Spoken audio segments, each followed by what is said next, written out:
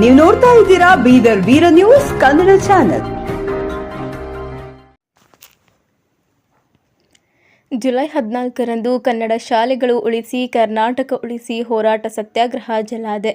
ಬೀದರ್ ಈ ತಿಂಗಳ 14ರಂದು ರಾಜ್ಯಾದ್ಯಂತ ಕನ್ನಡ ಶಾಲೆಗಳು ಉಳಿಸಿ ಕರ್ನಾಟಕ ಉಳಿಸಿ ಎಂಬ ಸಂಕಲ್ಪದೊಂದಿಗೆ 8 ಬೇಡಿಕೆಗಳು ಮುಂದಿಟ್ಟುಕೊಂಡು ಹೋರಾಟ ಸತ್ಯಾಗ್ರಹ ಹಮ್ಮಿಕೊಳ್ಳಲಾಗಿದೆ ಎಂದು ಕಲ್ಯಾಣ ಕರ್ನಾಟಕ ಅನುದಾನ ರಹಿತ ಖಾಸಗಿ ಶಾಲಾ ಆಡಳಿತ ಮಂಡಳಿ ಸಂಘದ ಗೌರವಾಧ್ಯಕ್ಷರು ಹಾಗೂ ಕನ್ನಡ ಸಂರಕ್ಷಣಾ ಸಮಿತಿ ಸಂಚಾಲಕ ರೇವಣಸಿದ್ದಪ್ಪ ಜಲಾದೆ ಹೇಳಿದರು. ಬುಧವಾರ ನಗರದ ಜಿಲ್ಲಾ ಪತ್ರಿಕಾ ಭವನದಲ್ಲಿ ಪತ್ರಿಕಾಗೋಷ್ಠಿ ಉದ್ದೇಶಿಸಿ ಮಾತನಾಡಿರುವ ಅವರು, ರಾಜ್ಯ ಸರ್ಕಾರ ಕನ್ನಡ ಶಾಲೆಗಳನ್ನು ಬಂದ್ ಮಾಡಿ 5 ಲಕ್ಷ ಕನ್ನಡ ಮಾಸ್ತರ್ಗಳಿಗೆ ಸಂಚಕಾರ ತರಲು ಹೊರಟಿದೆ. ಪ್ರತಿ ವರ್ಷ ನವೀಕರಣ ಹೆಸರಿನಲ್ಲಿ ಖಾಸಗಿ ಶಾಲೆಗಳಿಗೆ ಶೋಷಣೆ ಮಾಡಲಾಗುತ್ತಿದೆ. ರಾಜ್ಯದ 70% ಸರ್ಕಾರಿ ಶಾಲೆಗಳಲ್ಲಿ ಮೂಲಭೂತ ಸೌಕರ್ಯಗಳಿಲ್ಲ. ಆದರೂ ಆ ಶಾಲೆಗಳಲ್ಲಿ ಆಂಗ್ಲ ಮಾಧ್ಯಮ ಶಾಲೆಗಳಾಗಿ ಪರಿವರ್ತನೆ ಮಾಡಲು ಸರ್ಕಾರ ಹೊರಟಿದೆ. ಬರೀ ಸರ್ಕಾರಿ ಶಾಲೆ ಹೆಚ್ಚಿಸಿದರೆ ಸಾಲದ್ದು, ಮೌಲ್ಯಯುತ ಶಿಕ್ಷಣ ನೀಡುವ ವ್ಯವಸ್ಥೆ ಆಗಬೇಕು. ರಾಜ್ಯ ರಾಜಧಾನಿ ಬೆಂಗಳೂರಲ್ಲಿ ಕೇವಲ ಒಂದು ಮಾತ್ರ ಕನ್ನಡ ಶಾಲೆ ಉಳಿದಿರುವುದು ದೊಡ್ಡ ದುರಂತ. ಪಾಲಕರಾದವರು ಬೇವಿನ ಬೀಜ ಬಿತ್ತಿ ಮಾವಿನ ಹಣ್ಣು ನಿರೀಕ್ಷಿಸುವಂತಾಗಿದೆ ಈಗಿನ ಪರಿಸ್ಥಿತಿ ಎಂದು ಕಳವಳ ವ್ಯಕ್ತಪಡಿಸಿದರು. ಬೀದರ್ ಜಿಲ್ಲೆಯಲ್ಲಿ ಈಗಾಗಲೇ 150 ಸರ್ಕಾರಿ ಕನ್ನಡ ಶಾಲೆಗಳು ಮುಚ್ಚಿವೆ.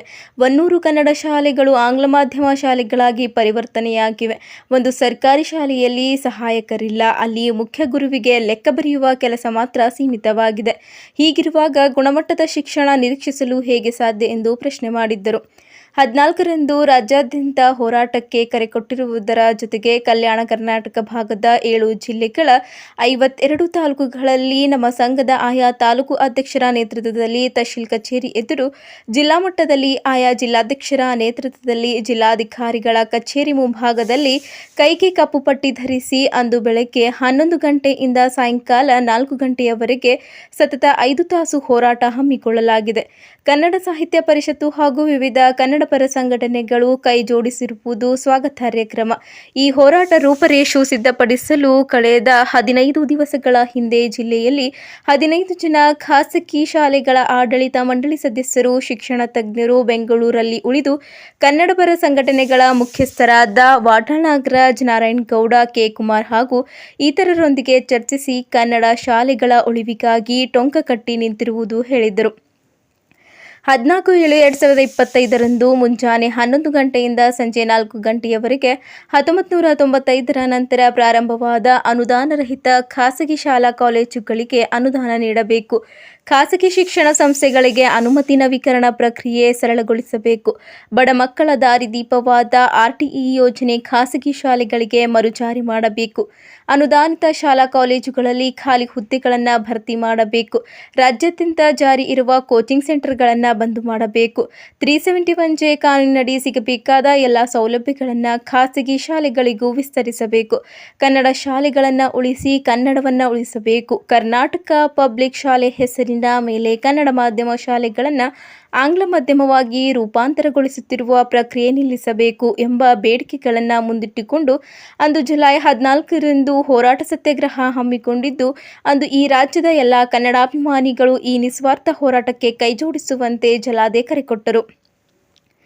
ಕಲ್ಯಾಣ ಕರ್ನಾಟಕ ಅನುದಾನ ರಹಿತ ಖಾಸಗಿ ಶಾಲಾ ಆಡಳಿತ ಮಂಡಳಿ ಸಂಘದ ಜಿಲ್ಲಾಧ್ಯಕ್ಷ ರಾಜೇಂದ್ರ ಮಣ್ಕೀರೆ, ಜಿಲ್ಲಾ ಪ್ರಧಾನ ಕಾರ್ಯದರ್ಶಿ ಗುರುನಾಥ್ ರೆಡ್ಡಿ, ಜಿಲ್ಲಾ ಉಪಾಧ್ಯಕ್ಷ ಮಾಣಿಕಪ್ಪ ಗೋರ್ನಾಳೆ, ಬೀದರ್ ತಾಲೂಕಾಧ್ಯಕ್ಷ ಸಂದೀಪ್ ಶೆಟ್ಕರ್, ಬೀದರ್ ದಕ್ಷಿಣ ವಿಭಾಗದ ಅಧ್ಯಕ್ಷ ಸೈಯದ್ ಅಹಮದ್ ಮುದ್ದೆ, ಜಿಲ್ಲಾ ಕನ್ನಡ ಸಾಹಿತ್ಯ ಪರಿಷತ್ತು ಗೌರವ ಕಾರ್ಯದರ್ಶಿ ಶಿವಶಂಕರ್ ಟೋಕ್ರೆ ಹಾಗೂ ಇತರರು ಪತ್ರಿಕಾಗೋಷ್ಠಿಯಲ್ಲಿದ್ದರು. ತಮಗೆಲ್ಲ ಗೊತ್ತಿದ್ದ ಹಾಗೆ 2022ರಲ್ಲಿ ಕನ್ನಡ ಸಾಹಿತ್ಯ ಪರಿಷತ್ತಿನ ಚುನಾವಣೆ ಆಯಿತು. ಅಂದರೆ ನಮ್ಮದು 2020ರಲ್ಲಿಂದಲೇ ಸ್ವಲ್ಪ ನಮ್ಮ ಖಾಸಗಿ ಶಾಲೆಗಳ ಮುಖಾಂತರ ಕನ್ನಡ ಶಾಲೆಗಳು ಉಳಿಸಿ ಕರ್ನಾಟಕ ಉಳಿಸಿ ಅಂತಕ್ಕಂಥ ಘೋಷವಾಕ್ಯದೊಂದಿಗೆ ಅನೇಕ ಹೋರಾಟಗಳು ಪ್ರಾರಂಭ ಆಗಿವೆ. ಮಾನ್ಯ ಶ್ರೀ ಡಾಕ್ಟರ್ ನಾಡೋಜ ಜೋಶಿಯವರು ಬೀದರ್ ಪ್ರಥಮ ಬಾರಿಗೆ ಬಂದಂಥ ಸಂದರ್ಭದಲ್ಲಿ ನಮ್ಮ ಅಳಿಲೆ ನೆನಪೊಂದು ಎದುರುಗ ಇಟ್ಟಿವಿ. ಅಂದರೆ ಇವತ್ತು ಕರ್ನಾಟಕದಲ್ಲಿ ಕನ್ನಡ ಶಾಲೆಗಳ ಸ್ಥಿತಿಗತಿ ಬಗ್ಗೆ ಅವರು ಎದುರಿಟ್ಟಾಗ ಆದರಣೀಯ ಜೋಶಿಯವರು ಬಹಳ ನಮ್ಮ ಮನವಿಯನ್ನು, ನಮ್ಮ ಕನ್ನಡ ಶಾಲೆ ಇರತಕ್ಕಂಥ ದುಸ್ಥಿತಿಯನ್ನು ಮನಗಂಡು ಅವರು ರಾಜ್ಯ ಮಟ್ಟದ 2 ದುಂಡು ಮೇಜಿನ ಸಭೆ ಮಾಡಿದರು. ಭಾಳ ಅದ್ಭುತವಾದಂಥ ಇಡೀ ರಾಜ್ಯ ಮಟ್ಟದ ಅನೇಕ ವಿದ್ವಾಂಸರು, ಮೊದಲೇ ಏಪ್ರಿಲ್ 2022ರಂದು ಅದನ್ನೇ SL ಭೈರಪ್ಪರ ನೇತೃತ್ವದಲ್ಲಿ, ಮಿಡ್ನಾವಡಿ ಸ್ವಾಮಿಯವರ ನೇತೃತ್ವದಲ್ಲಿ ಮತ್ತು ಆಗಿನ ಶಿಕ್ಷಣ ಸಚಿವರಾಗಿರ್ತಕ್ಕಂಥ ಮಹೇಶ್ವರ ನೇತೃತ್ವದಲ್ಲಿ ಒಂದು ದುಂಡು ಮೇಜಿನ ಸಭೆಯಾಗಿ 7 ನಿರ್ಣಯಗಳು ಮಾಡಿ ಸರ್ಕಾರಕ್ಕೆ ಮನವಿಯನ್ನು ಸಲ್ಲಿಸಿದರು. ಕರ್ನಾಟಕದಲ್ಲಿ ನಮ್ಮ ಸಾಹಿತ್ಯ ಉಳಿಬೇಕು, ನಮ್ಮ ಸಂಸ್ಕೃತಿ ಉಳಿಬೇಕು, ನಮ್ಮ ಭಾಷೆಯ ಸಮಗ್ರ ಅಭಿವೃದ್ಧಿ ಆಗಬೇಕಾದ್ರೆ ಈ 7 ಮಾನದಂಡಗಳು ಸರ್ಕಾರ ಗಂಭೀರವಾಗಿ ತಿಳ್ಕೊಂಡು ಕನ್ನಡ ಮಾಧ್ಯಮ ಸರ್ಕಾರಿ ಇರಲಿ, ಅನುದಾನಿತ ಇರಲಿ, ಅನುದಾನ ಸಹಿತ ಇರಲಿ, ಆ ಶಾಲೆಗಳನ್ನು ಸಮಗ್ರ ಅಭಿವೃದ್ಧಿ ಮಾಡಬೇಕಂತಕ್ಕಂಥ 7 ಬೇಡಿಕೆಯೊಂದಿಗೆ ಸರ್ಕಾರ ಸಲ್ಲಿಸಿತು. ಅದಾದ ನಂತರ 1 ವರ್ಷ ನಂತರ ಸರ್ಕಾರ ಕ್ಯಾರೆ ಅಲ್ಲಿಲ್ಲ. 2023ರಲ್ಲಿ ಮತ್ತೊಮ್ಮೆ ಸುಮಾರು ಒಂದು 75 ಜನ ನಮ್ಮ ಕರ್ನಾಟಕದ ಅನೇಕ ಸಾಹಿತಿಗಳು, ವಿದ್ವಾಂಸರು, ಡಾಕ್ಟರ್ ಗುರುರಾಜ್ ಕರಜಿಗಿಯವರು ಇರ್ಬೋದು ಮತ್ತು ಅರಳಿ ನಾಗರಾಜು, ಅನೇಕ ಜನರು ಸೇರಿ ಮತ್ತೊಮ್ಮೆ ಏನಪ್ಪ ಅಂದ್ರೆ ಕನ್ನಡ ಶಾಲೆಗಳ ಉಳಿಗಾಗಿ ನಾವು ಭಾಳ ಗಂಭೀರತೆಯಿಂದ ಏನಪ್ಪ ಅಂದ್ರೆ ಸರ್ಕಾರ ತಗೋಬೇಕು ಅಂತಕ್ಕಂಥ ಮನವಿ ಕೂಡ ಮತ್ತೊಮ್ಮೆ 7 ನಡವಳಿಕೆಗಳನ್ನು ಮಾಡಿ ಬೇಡಿಕೆಗಳಿಟ್ಟು ಸರ್ಕಾರ ಸಲ್ಲಿತು. ಭಾಳ ಆಶೆ ಇಟ್ಕೊಂಡಿದ್ದೀವಿ ಏನಾದರೂ ಸರ್ಕಾರ ಮಾಡಬಹುದು ಅಂತ. ಆದರೆ ಭಾಳ ದುರದೃಷ್ಟ ಆತ ಸರ್ಕಾರ ಕನ್ನಡ ಶಾಲೆಯು ಉಳಿದಂತೂ ಒಂದು ಭಾಗ, ಆದರೆ ಕನ್ನಡ ಶಾಲೆಗಳನ್ನೇ ಬಂದ್ ಮಾಡ್ತಕ್ಕಂಥ ಅನೇಕ ತೀರ್ಪುಗಳನ್ನು ಸರ್ಕಾರ ತಗೋತಾ ಇದೆ. ಭಾಳ ನಮ್ಮ ದುರದೃಷ್ಟಕರ. ಸೊ ಹಾಗಾಗಿ ಕಳೆದ ತಿಂಗಳ ನಾವು ಒಂದು ಸಭೆಯನ್ನು ಸೇರಿ ಬೀದರ್ದಲ್ಲಿ, ಹೀಗಾದರೆ ಬಗೆಹರಿಯಲ್ಲ, ಇದಕ್ಕೇನಾದರೂ ಒಂದು ನಾವು ಬೀದರ್ದಿಂದ ಗಡಿ ಭಾಗದ ಬೀದರ್ದಿಂದ ಈ ಕನ್ನಡ ಶಾಲೆ ಉಳಿಯುವಂಥ ಒಂದು ಚುಚ್ಚು ಹೋರಾಟ ಪ್ರಾರಂಭ ಮಾಡಬೇಕಂತ ಹೇಳಿ ಕನ್ನಡ ಪರ ಸಂಘಟನೆ ಎಲ್ಲ ಏನು 4-5 ಸಂಘಟನೆ ಇವೆ, ಆ ಎಲ್ಲ ಪ್ರಮುಖರು ಮತ್ತು ಕನ್ನಡ ಸಾಹಿತ್ಯ ಪರಿಷತ್ ಅಧ್ಯಕ್ಷರ ನೇತೃತ್ವದಲ್ಲಿ ಕನ್ನಡ ಭವನದಲ್ಲಿ ನಮ್ಮದೆಲ್ಲ ಖಾಸಗಿ ಶಿಕ್ಷಣ ಸಂಸ್ಥೆ ಅವ್ರ ಒಂದು ಸಭೆ ಆಯಿತು. ಆ ಸಭೆಯಲ್ಲಿ ತೀರ್ಮಾನ ಅಂತೆ ನಾವು ಮೊದಲು ಬೆಂಗಳೂರಿಗೆ ಹೋಗಿ ನಮ್ಮದೆಲ್ಲ ಪ್ರಮುಖರನ್ನು ಭೇಟಿಯಾಗಿ ನಮ್ಮ ಅಳಿವು ಇನ್ನೊಂದು ತೋರ್ಪಣ ಅಂಥೇಳಿ ನಾವು ಕಳೆದ 15 ದಿವಸ ಕೆಳಗಡೆ 3 ದಿನ ಬೆಂಗಳೂರಲ್ಲಿ ಸುಮಾರು ಒಂದು 15 ಜನ, ಬೀದರಿಂದ 12 ಜನ, ಶಿವಮೊಗ್ಗದಿಂದ ಒಂದು 3 ಜನ ಬಂದಿರು, ಒಟ್ಟು 15 ಜನ ಈ ಕನ್ನಡ ಪರ ಸಂಘಟನೆ ಎಲ್ಲರನ್ನು ಭೇಟಿಯಾಗಿದ್ದೆವು. ನಾರಾಯಣಗೌಡ ಇರ್ಬೋದು, ಪ್ರವೀಣ್ ಶೆಟ್ಟಿ ಇರ್ಬೋದು, ನಾಗರಾಜ್ ಅವರು ಇರ್ಬೋದು, ಇನ್ನೊಂದು ಬಸವರಾಜ್ ಅವರು ಇರ್ಬೋದು, ಎಲ್ಲರೂ ಭೇಟಿಯಾಗಿದ್ದೀವಿ. ಭೇಟಿಯಾಗಿ ನೋಡ್ರಿ, ಇಷ್ಟೆಲ್ಲ ನೀವು ಹೋರಾಟ ಮಾಡ್ತೀರಿ, ಸಣ್ಣ ಸಣ್ಣ ಮಾತಿಗೆ ಕರ್ನಾಟಕ ಬಂದ್ ಕರೆ ಕೊಡ್ತೀರಿ.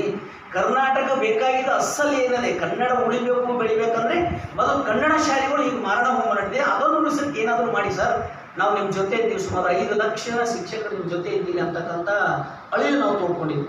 ಎಲ್ಲ ಸಂಘಟನೆಯ ಪ್ರಮುಖರು ಸುಮಾರು 1 ತಾಸು ನಮ್ಮ ಜೊತೆ ಚರ್ಚೆ ಮಾಡಿದ್ರು. ಎಲ್ಲ ಅಂಕಿ ಅಂಶ ಸಹಿತ ಏನೇನು ದುಸ್ಥಿತಿ ನಡೆದಿದೆ ಅಂತಕ್ಕಂಥ, ಕನ್ನಡ ಶಾಲೆಗಳ ಮರಣವು ಹೀಗೆ ಆಗ್ತದೆ ಅಂತಕ್ಕಂಥದ್ದು ಎಲ್ಲ ವಿವರವಾದ ಏನಪ್ಪ ನಾವು ಕೊಟ್ಟು ಬಂದಿದ್ದೀವಿ. ಅವರು ಇಷ್ಟೇ ಹೇಳಿದ್ದಾರೆ, ದಯವಿಟ್ಟು ಕ್ಷಮಿಸಿ, ಬೆಂಗಳೂರದಂತೂ ನಾವು ಮಾಡೋಕ್ಕಾಗಲ್ಲ, ಯಾಕಂದ್ರೆ ಬೆಂಗಳೂರಲ್ಲಿ ಕನ್ನಡ ಅಂತ ಮಾಡೋದಂದ್ರೆ ಇಂಗ್ಲೀಷ್ ಬೇಕು ಅಂತ 1000 ಜನ ಬೀದಿಗಳು ಭಾಳ ಜನ ಇದ್ದಾರೆ, ಆದರೆ ನಿಮ್ಮ ಹೋರಾಟಕ್ಕೆ ನಾವು ಬೆಂಬಲವಾಗಿ ನಿಲ್ತೀವಿ ಅಂತಕ್ಕಂಥ ವಿಶ್ವಾಸನೆ ಕೊಡ್ತೀವಿ. ಅದಾದ ನಂತರ ನಾವು ವಿಧಾನಸಭೆಯಲ್ಲಿ ಆದರಣೀಯ ಶ್ರೀ ನಮ್ಮ ಕನ್ನಡ ಪ್ರಾಧಿಕಾರ ಅಭಿವೃದ್ಧಿ ಪ್ರಾಧಿಕಾರ ಅಧ್ಯಕ್ಷರಾಗಿರ್ತಕ್ಕಂಥ ಡಾಕ್ಟರ್ ಪುರುಷೋತ್ತಮ್ ಬೆಳಿಮನಿಯವರು ಭೇಟಿಯಾದರು. ಅವರು 1.5 ತಾಸು ನಮ್ಮ ಜೊತೆ ಚರ್ಚೆ ಆಯಿತು.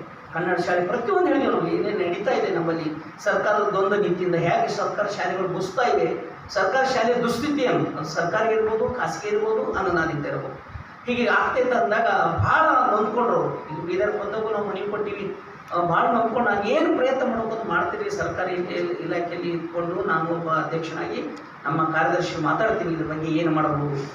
ಕೊನೆಗೆ ನಾವೇನು ಹೇಳಿದೇವು ಅಂದ್ರೆ, ಈಗೇನು ಸರ್ಕಾರ ಶಾಲೆ ಒಂದು ಅನುಮತಿ ಕೊಟ್ಟಿದೆ, ಅನುಮತಿ ಕೊಟ್ಟು 15-20 ವರ್ಷ ಶಾಲೆ ನಡೆಸೋರಿಗೆ ಪ್ರತಿ ವರ್ಷ ನವೀಕರಣದ ಹೆಸರಲ್ಲಿ ಶೋಷಣೆ ಮಾಡ್ತಾರೆ. ನವೀಕರಣ ಪ್ರತಿ ವರ್ಷ ಮಾಡಬೇಕಾ? ಇದು ಯಾವ ಪದ್ಧತಿ ಸರ್? ಮೊದಲೇ ಅನುಮತಿ ಸಿಕ್ಕ ನಂತರ 5 ವರ್ಷ ನಂತರ ಮತ್ತೆ ನವೀಕರಣ ಮಾಡ್ತಾರೆ. 10 ವರ್ಷಕ್ಕೆ 10 ವರ್ಷ ನವೀಕರಣ ಆದ ನಂತರ ಶಾಶ್ವತವಾಗಿ ನವೀಕರಣ ಮಾಡಬೇಕಂತ ಕಾಯ್ದೆ ಹೇಳುತ್ತೆ. ಆದರೆ ಇವರು 36 ಷರತ್ತುಗಳು ಶಾಲೆ ನಡೆಸಕ್ಕೆ. ಕನ್ನಡ ಮಾಧ್ಯಮ ಶಾಲೆ ಬೀದರ್ನಲ್ಲಿ ನಡೆಸಬೇಕು, ಹೊಸ ಪ್ರಾರಂಭ ಮಾಡಬೇಕಾದ್ರೆ 1 ಎಕರೆ 2 ಎಕರೆ ಜಮೀನು ಬೇಕು. ಯಾರಾದ್ರೂ ಹೇಳಿ ಬೆಂಗಳೂರು ಅಂತ, ಬೀದರ್ ಅಂತ ಹೆಡ್ ಕ್ವಾರ್ಟರ್ದಲ್ಲಿ 1 ಎಕರೆ 2 ಎಕರೆ ಜಮೀನು ತಗೊಂಡು ಕನ್ನಡ ಶಾಲೆ ನಡೆಸ್ಬೋದಾ? ಅದೇ ಎಲ್ಲರೂ ಒಟ್ಟು ಇಂಗ್ಲೀಷು ಕನ್ನಡ ಎಲ್ಲ ಸೇಮ್ ಇದೆ ಕಾಯ್ದೆ, ಇಂಗ್ಲೀಷ್ಗೆ ಸಪ್ರೇಟ್ ಇಲ್ಲ, ಏನಿಲ್ಲ, ಬಟ್ ಎಲ್ಲಕ್ಕೂ ಅನ್ವಯ ಆಗುತ್ತೆ. ಸರ್ಕಾರಿ ಅನುಮತಿ ಕೊಟ್ಟಿರ್ತಕ್ಕಂಥ ಶಾಲೆಗಳಿಗೆ ಇದು ಅನ್ವಯ ಆಗುತ್ತೆ. ಸೊ ಅದು ಒಂದು ಮೇಲೆ ಹೋಗಿ ಈಗ ಸರ್ಕಾರ ಕನ್ನಡವನ್ನು ಕರ್ನಾಟಕದಲ್ಲಿ ಕನ್ನಡ ಶಾಲೆ ಮುಖಾಂತರ ಕನ್ನಡ ಬೆಳೆಸಬೇಕು, ಕನ್ನಡ ನಮ್ಮ ನಾಡು ಉಳಿಸಬೇಕು, ಸಂಸ್ಕೃತಿ ಉಳಿಬೇಕಾದ್ರೆ ಅದು ಮೂಲ ಬುನಾದಿಯಲ್ಲಿರುವ ಶಾಲೆಗಳಿಗಿದೆ. ಆ ಶಾಲೆನೇ ಹೋಮ ಮಾಡ್ತಾ ಇದೆ ಸರ್ಕಾರ. ಬರೀ ಸರ್ಕಾರಿ ಶಾಲೆ ಸಂಖ್ಯೆ ಹೆಚ್ಚು ಮಾಡಬೇಕೆಂಬ ದೃಷ್ಟಿ ಇಟ್ಕೊಂಡಿದ್ದೀವಿ. ಆ ಶಾಲೆಗಳ ಮೌಲ್ಯಗಳನ್ನು, ಆ ಶಾಲೆಯ ಗುಣಮಟ್ಟವನ್ನು ಎತ್ತರಿಸಿ ಏನು ಮಾಡಬೇಕು ಅದು ಮಾಡ್ತಾ ಇಲ್ಲ. ಖಾಸಗಿ ಶಾಲೆಗಳಿಗೆ ಶೆಡ್ ಹೊಡಿಲಿಕ್ಕೆ ಹೋಗಿ ಸರ್ಕಾರಿ ಶಾಲೆಗಳು ಏನಪ್ಪ ಅಂದ್ರೆ ಕನ್ನಡ ಮಾಧ್ಯಮ ಶಾಲೆಯನ್ನು ಕರ್ನಾಟಕ ಪಬ್ಲಿಕ್ ಶಾಲೆ ಅಂತ ಹೆಸರು ಹೇಳಿ ಸಾವಿರಾರು ಶಾಲೆ ಏನಪ್ಪ ಅಂದ್ರೆ ಕನ್ನಡ ಮಾಧ್ಯಮ ಶಾಲೆಯನ್ನು ಇಂಗ್ಲಿಷ್ ಶಾಲೆಗಳಾಗಿ ಪರಿವರ್ತನೆ ಮಾಡ್ತಾ ಇದೆ. ಕೇಳಿದ್ರೆ ದ್ವಿಭಾಷೆದಲ್ಲಿ ಕನ್ನಡನೂ ಕಲಿಸ್ತೀವಿ, ಇಂಗ್ಲೀಷ್ ಕಲಿಸ್ತೀವಿ ಅಂತ ಹೇಳ್ತಾರೆ. ಎಲ್ಲಿ ಕಲಿಸ್ತೀವಿ ಸರ್? ಆ ಕಡೆ ಕನ್ನಡನೂ ಕಲಿಸಲ್ಲ, ಈ ಕಡೆ ಇಂಗ್ಲೀಷನ್ನು ಕಲಿಸಲ್ಲ. ಹೋಗಲಿ, ನೀವು ಯಾವುದಾದ್ರೂ ಇಂಗ್ಲೀಷ್ ಮಾಧ್ಯಮ ತೆಗೀರಿ, ನಮ್ದು ಏನು ಅಭ್ಯಂತರ ಇಲ್ಲ. ಆದರೆ ಕನ್ನಡ ಮಾಧ್ಯಮ ಶಾಲೆಗೆ ಯಾಕೆ ನೀವು ಇಂಗ್ಲೀಷ್ ಮಾಧ್ಯಮ ಅಂತ ಹೇಳ್ತಾ ಇದ್ದೀರಿ? ಇಂಗ್ಲೀಷ್ ಮಾಧ್ಯಮಕ್ಕೆ ಏನೋ ಹೊಸ ಕಟ್ಟಡ ಮಾಡಿದಿರಾ, ಹೊಸ ನಿಯುಕ್ತಿ ಆಗಿದ್ದೀರಾ, ಹೊಸ ಮೂಲಭೂತ ಸೌಲಭ್ಯ ಇದೆ.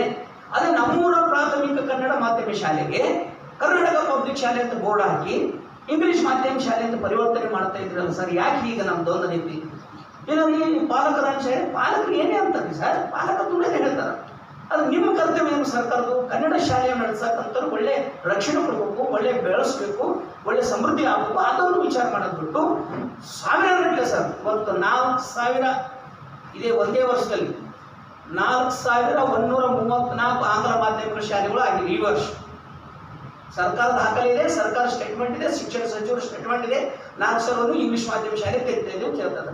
ಆದ್ರೆ ಎಲ್ಲಿಯೂ ಕನ್ನಡ ಶಾಲೆ ನಾವು ಅಭಿವೃದ್ಧಿ ಮಾಡ್ತೀವಕ್ಕಂತ ಯಾವ ಒಬ್ಬ ಸಚಿವರಾಗಿ ಒಬ್ಬ ಮುಖ್ಯಮಂತ್ರಿಗಳು ಹೇಳಕ್ತಾರಿಲ್ಲ ಸರ್. ಎಂಥ ದುರ್ದೈವ ನಮ್ಮ ಕರ್ನಾಟಕದ ಶಾಲೆ, ನಮ್ಮ ಕರ್ನಾಟಕ ಸಾಹಿತ್ಯಕ್ಕೆ. ಇದು ಬಹಳ ನಾಚಿಕೆ ಬರುವಂಥ ಮಾತು ಸರ್. ಇದೇ ಪಕ್ಕದ ಮಹಾರಾಷ್ಟ್ರಕ್ಕೆ ಹೋಗಿ ನೀವು 5 ವರ್ಷ ಶಾಲೆ ತೆಗೆದವರಿಗೆ ಅನುಮತಿ ಕೊಟ್ಟು 25% ಗ್ರ್ಯಾಂಟ್ ಕೊಡ್ತಾರೆ, 10 ವರ್ಷಕ್ಕೆ 50% ಕೊಡ್ತಾರೆ, 15 ವರ್ಷ ಒಳಗಾಗಿ ಪೂರ್ಣ ಪ್ರಮಾಣದ ಅನುದಾನ ಕೊಟ್ಟು ಆ ಶಾಲೆಗೆ ರಿಯಾಯಿತಿ ದರದಲ್ಲಿ ಭೂಮಿ ಕೊಡ್ತಕ್ಕಂಥ ಪದ್ಧತಿ ಇದೆ. ನೀವು ಹೋಗಲಿ ಬಿಡಿ, ಒಂದಿಷ್ಟು ಕನ್ನಡ ಮಾಧ್ಯಮ ಶಾಲೆಗಳು ಬೇರೆ ಖಾಸಗಿ ಶಾಲೆಗಳು ಚೆನ್ನಾಗಿ ನಡೆಸ್ತಾ ಇದ್ದಾರೆ, ಅವರಿಗೆ 108 ಶರ್ಟ್ ಹಾಕಿ ಕೊಡ್ತಾ ಇದ್ದಾರೆ. ಏನು ಸ್ವಾಮಿ, ನೀವು ಒಂದು ಬನ್ನಿ, ನಮ್ಮ ಮಕ್ಕಳ ಸಂಖ್ಯೆ ನೋಡಿ, ಮೂಲಕ ಸೌಲಭ್ಯ ನೋಡಿ, ನೀವು ನಮ್ಮ ಗುಣಮಟ್ಟ ನೋಡ್ರಿ. ಗುಣಮಟ್ಟ ಸರಿ ಇಲ್ಲ ಅಂದ್ರೆ ನಮ್ಮ ಅನುಮತಿ ಕ್ಯಾನ್ಸಲ್ ಮಾಡಿ. ಇವತ್ತು ಫಲಿತಾಂಶ ತಗೋರಿ, ಗುಣಮಟ್ಟದಲ್ಲಿ ತಗೋರಿ. ಇವತ್ತು ಖಾಸಗಿ ಶಾಲೆ ನಂಬರ್ 1 ಇದೆ. ಅದು ನೀವೇನು ಮಾಡ್ತಾ ಇದ್ದೀರಿ? ಸರ್ಕಾರದವರು ಹೆಚ್ಚುತ್ತಾ ಇದ್ದೀರಿ, ನಾವು ಕೊಲ್ತಾ ಇದ್ದೀವಿ. ಸೊ ಇದ್ದಂಥ ಒಂದು ಒಳ್ಳೆಯ ಕನ್ನಡ ಶಾಲೆಗಳು ಕೂಡ ನಡೆಸೋಂಥ ಸ್ಥಿತಿಯಲ್ಲಿ ನಾವು ಬಂದಿದ್ದೀವಿ ಸರ್. ಇವತ್ತು ಬನ್ನಿ, ನಾವು ಇದನ್ನು ಎಷ್ಟು ನಮ್ಮ ಕನ್ನಡ ಶಾಲೆ ಎಷ್ಟು ಚೆನ್ನಾಗಿ ನಡೆದವು ನಾವು ಖಾಸಗಿ ತೋರಿಸ್ತೀವಿ. ಆದರೆ ಅವರು ಆ ಷರತ್ತುಗಳನ್ನು ನಿವಾರಣೆ ಮಾಡೋದು ಭಾಳ ದುಃಖದ ಸಂಗತಿ. ಮಾನ್ಯ ನೀವು ಪತ್ರಿಕೆದೆಲ್ಲ ಬಂದಿದೆ. ಸರಾಯಿ ಮಾಡೋಂಥ ಲೈಸೆನ್ಸ್ ಪಡೆದಂಥ ಅಂಗಡಿ ಮಾಲಕರು ಒಂದು ಮನವಿ ಸಲ್ಲಿಸೋದು, ನಮ್ಮ ನವೀಕರಣ ಸರಳಗೊಳಿಸ್ಬೇಕು, ನವೀಕರಣ ಶುಲ್ಕ ಕಡಿಮೆ ಮಾಡಿದ್ರೆ ಅರ್ಧಕ್ಕರ್ಧ ಕಡಿಮೆ ಮಾಡಿದ್ರು. ಆದರೆ ಇಲ್ಲಿ ನಮ್ಮಲ್ಲಿ ಫೀಸ್ ಜಾಸ್ತಿ ಮಾಡ್ತಾರೆ. ಕನ್ನಡ ಮಾಧ್ಯಮ ಶಾಲೆ ನವೀಕರಣ ಬೇಕಾದ್ರೆ ಜಾಸ್ತಿ ಮಾಡ್ತಾರೆ, ಕಡಿಮೆ ಮಾಡಲ್ಲ.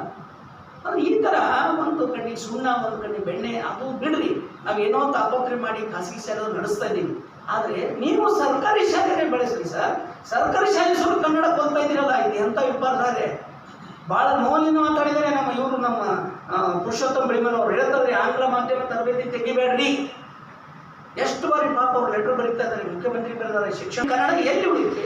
ಸಾಹಿತ್ಯ ಎಲ್ಲಿ ಉಳಿಯುತ್ತೆ? ನಮ್ಮ ನಾಡು ನುಡಿ ಬಳಿ ಮುಂದಿನ ಪೀಳಿಗೆಗೆ ಏನು ಕೊಡ್ತೀವಿ ನಾವು?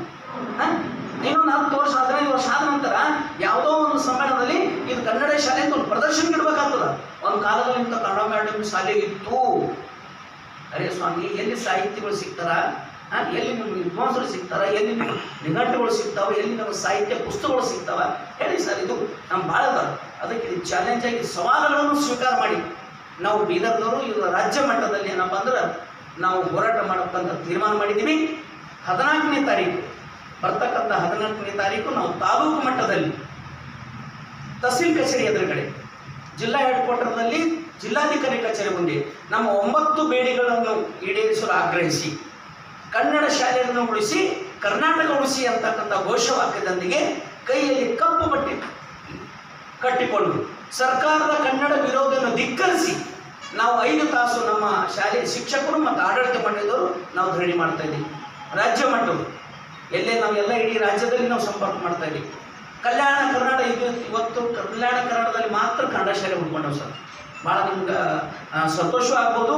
ಬೇರೆ ಜಿಲ್ಲೆದಂತೂ ಕನ್ನಡ, ಬೆಂಗಳೂರು ಅಂತ ನಗರದಲ್ಲಿ ಕೇವಲ ಒಂದೇ ಒಂದು ಕನ್ನಡ ಮಾಧ್ಯಮ ಶಾಲೆ. ಸರ್ಕಾರದ ನಾಚಿಕೆ ಬರ್ಬೇಕು ಸರ್.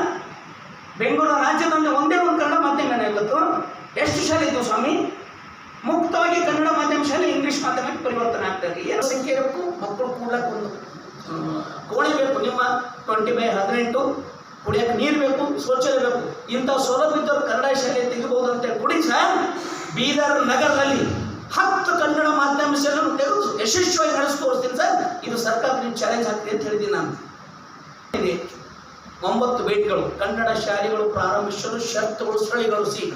ನಿಮ್ಗೆ ಗೊತ್ತಿರ್ಬೋದು, 1984ರಲ್ಲಿ ರಾಮಕೃಷ್ಣ ಹೆಗಡೆ ಅವರು ಮುಖ್ಯಮಂತ್ರಿ ಇದ್ದ ಸಂದರ್ಭದಲ್ಲಿ 1ರಿಂದ 4ನೇ ತರಗತಿ ಪರ್ಮಿಷನ್ ಇದ್ದಿಲ್ಲ ಸರ್, ಅನುಮತಿ ತಗೋದ ಅವಶ್ಯಕತೆ ಇದ್ದಿಲ್ಲ. ನೇರವಾಗಿ 5ನೇ ತರಗತಿ ಹೋದಾಗ BO ಒಂದು ಲೆಟರ್ ಕೊಡಬೇಕು, ನಾನು ಕಳೆದ 4 ವರ್ಷದ ಶಾಲೆ ನಡೆಸ್ತಾ ಇದ್ದೀನಿ, ಈ ವರ್ಷ 5ನೇ ತರಗತಿನೇ ಅನುಮತಿ ಕೊಡ್ರಿ ಅಂತ 1ರಿಂದ 5ನೇ ತರಗತಿ ಅನುಮತಿ ಕೊಡ್ತೀವಿ.